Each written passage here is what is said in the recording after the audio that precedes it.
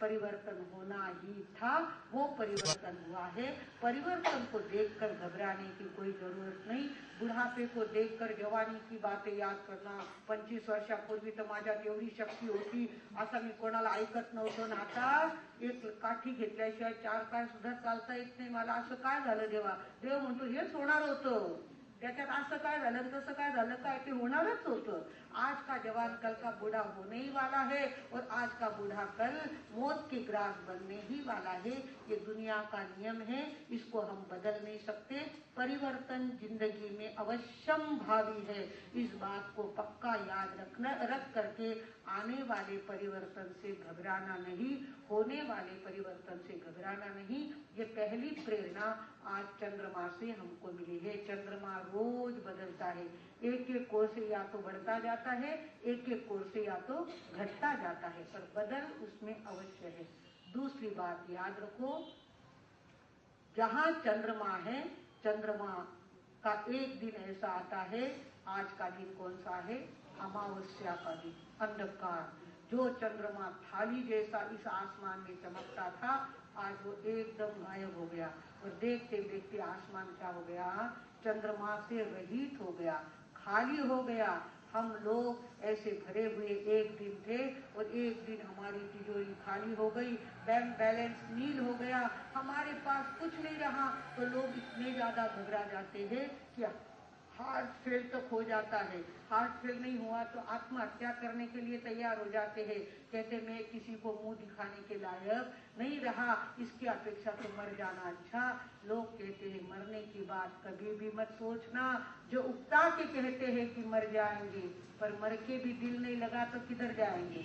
मर के भी दिल नहीं लगा तो किधर जाएंगे? और जो कर्जा आपने लिया है और कर्जा दिए बिना मर गया तो अगले जन्म में कर्जा चुकाना पड़ेगा, जानवर बन के चुकाना पड़ेगा, बैल बन के चुकाना पड़ेगा, कुत्ता बन के चुकाना पड़ेगा। किसी न किसी रूप में कर्जा तो जिसका लिया है उसको देना ही पड़ेगा। इसकी अपेक्षा सर सलामत तो पगड़ी पचा हम जिंदा रहेंगे, कुछ भी काम करेंगे, पर कर्जा चुकाते ही रहेंगे और घबराएंगे नहीं। इस प्रकार जो मर्दे दिल होता है वो अमावस्या से डरता नहीं, अमावस्या के अंधकार से डरता नहीं। चंद्रमा कहता है अमावस्या की अंधकारी रात भी मैं देखता हूँ, पर मैं हिम्मत नहीं हारता। दूसरे दिन लोगों को दिखे या ना दिखे, चंद्रमा की एक कोर आसमान पे आ जाती है, बड़े हिम्मत के साथ वापिस वो आसमान में चमकने लगता है।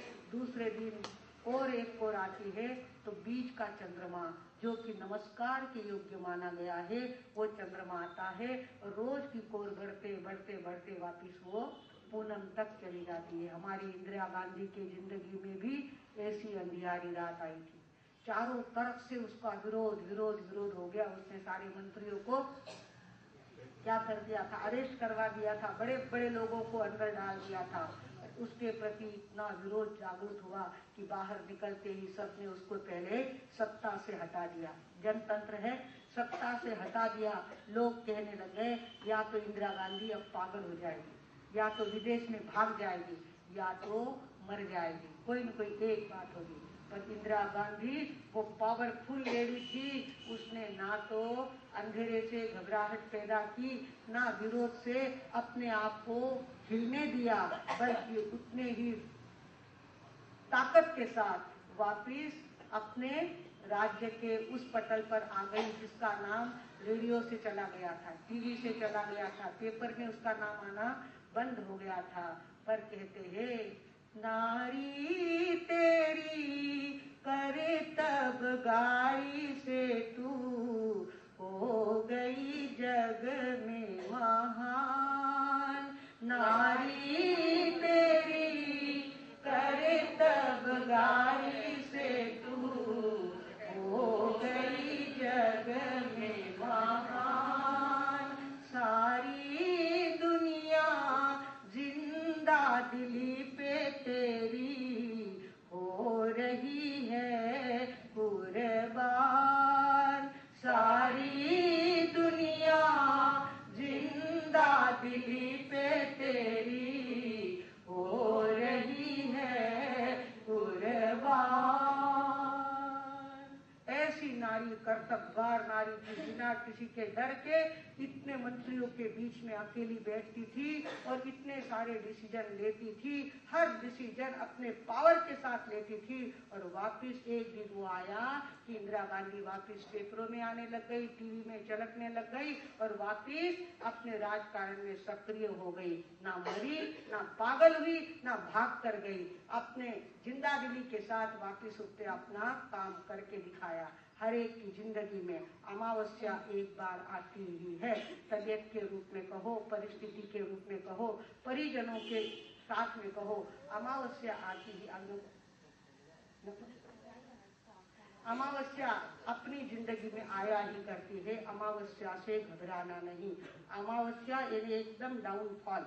आज भी अमावस्या है। अमावस्या के दिन चंद्रमा आसमान में नहीं होता। हमारे शरीर में 80% पानी है। हमारे शरीर में नाक में पानी, आंख में पानी, कान में पानी, पेट में पानी, चारों तरफ ब्लड के रूप में पानी तो है। तो वो सारा पानी 80% पानी है। और सामने ऊपर चंद्रमा होता है तो चंद्रमा के कारण से पानी प्रभावित होता है। जैसे समुद्र में पूनम आती है तो पानी क्या करता है, उछाले भरता है, उछल उछल के आता है। ऐसे पूनम के दिन लोगों के अंतर की भावनाओं को उछाला मिलता है, मन पे कंट्रोल नहीं रहता।